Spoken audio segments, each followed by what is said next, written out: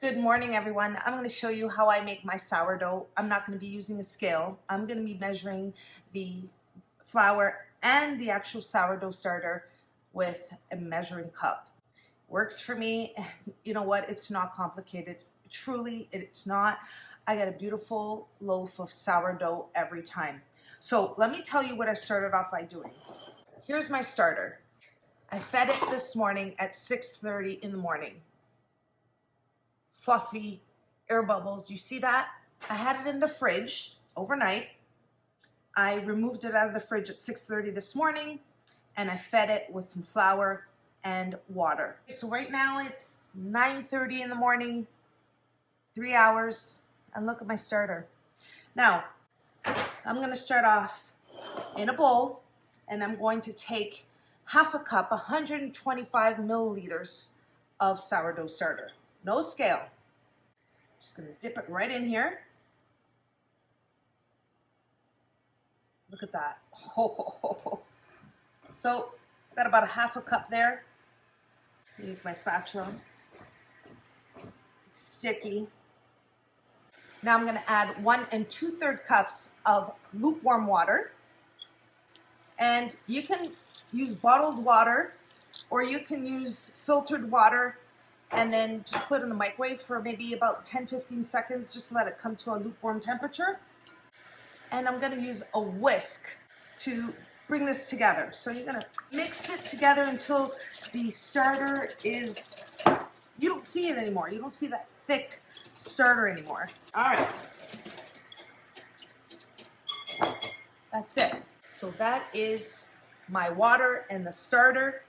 So I'm going to add 3.5 cups of bread flour. You can use all-purpose flour. I've done it, so you could do it. It will work either way. So I'm going to go in here.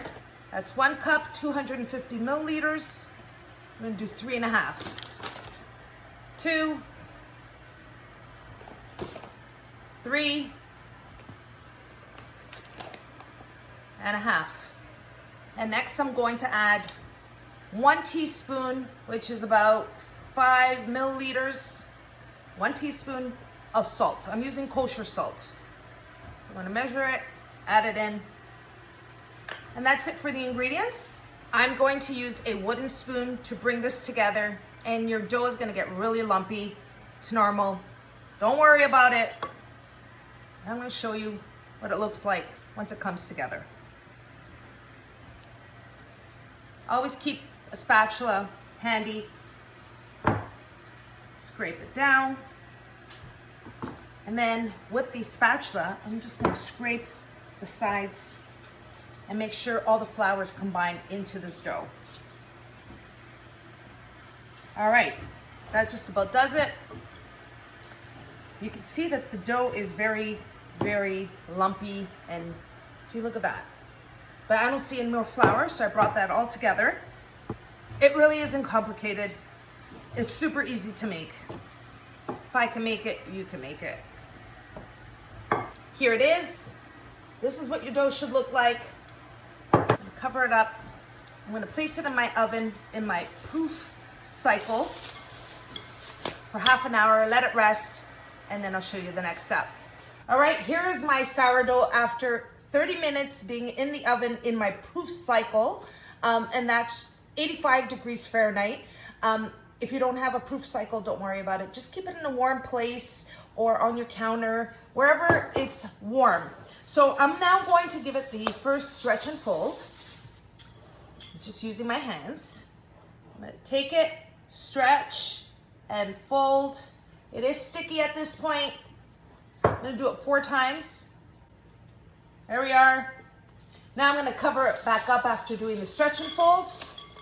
Place it back in my oven in the proof cycle for another 30 minutes. After the second 30 minutes, here it is.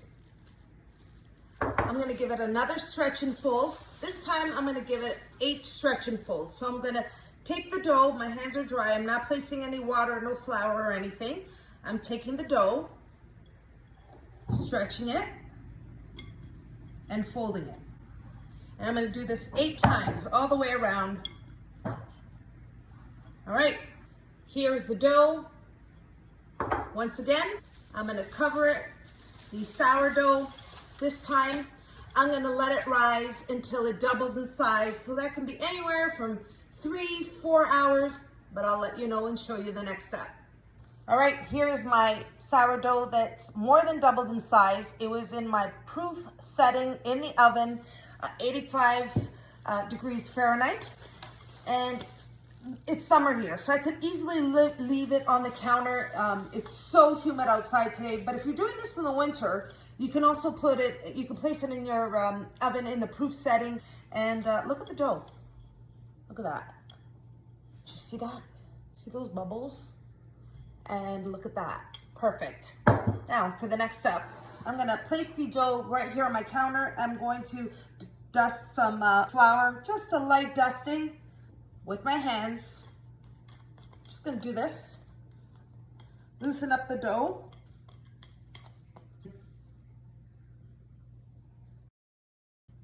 There we are. What you're gonna do is you're gonna take out your dough and stretch it out. Once you have your dough stretched out, you're just going to fold it right into the center, just like this. And then do the same thing on the other side.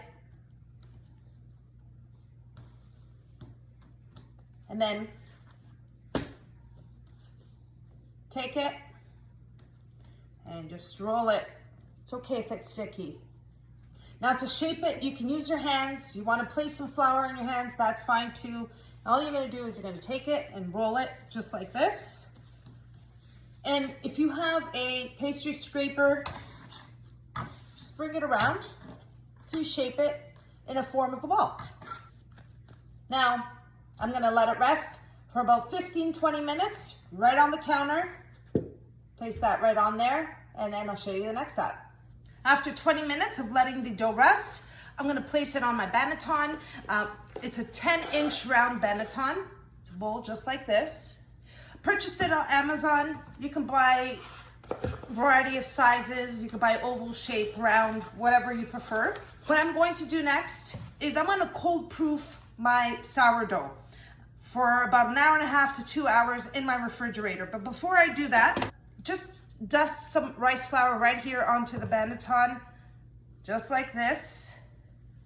I'm gonna take the dough and I'm just gonna place it, reverse it, and then I'm gonna cover it, place it in the refrigerator for cold proofing. All it's gonna do is slow down the fermentation, and then I'm gonna be ready to bake it. So I'll show you that step next.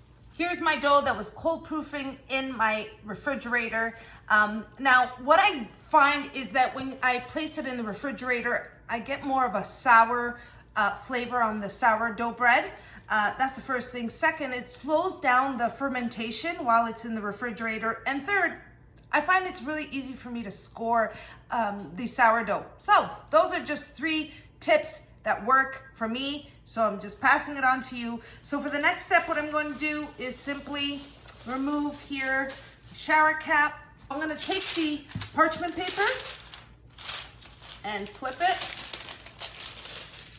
There we are. There's my sourdough. I have my Dutch oven preheating in the my oven at 425 degrees Fahrenheit. And once I score it, I'm going to place it in the Dutch oven. And of course, I'm going to show you that. Here's my hot Dutch oven. It's been preheating in the oven at 425, so it's nice and hot. And I'm just going to set this aside so I don't get burnt. So I'm going to simply just score it just like this on the side here.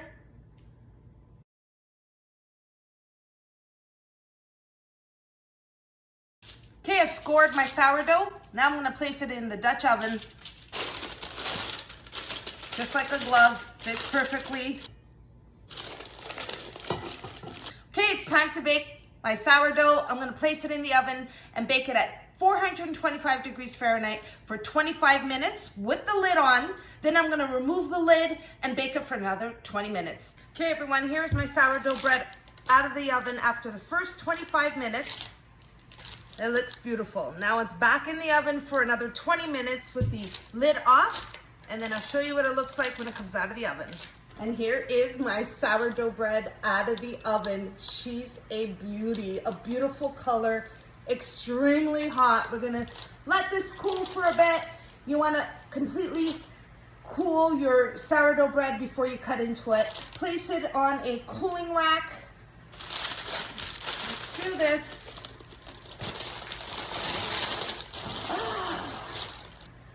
It's too hot right now, but let me show you that close up. Nice browning on the bottom. I'm gonna let this cool for about an hour or so, then I'm gonna cut into it and show you how beautiful my sourdough bread looks on the inside. All right, everyone, here it is. Listen. Nice and crunchy. The inside, let's cut into it.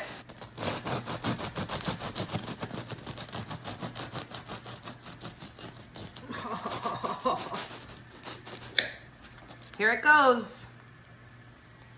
Airy, soft, crunchy, perfect sourdough. Hope you enjoy the recipe. Give it a try. It's super easy. Same day, no scale sourdough bread.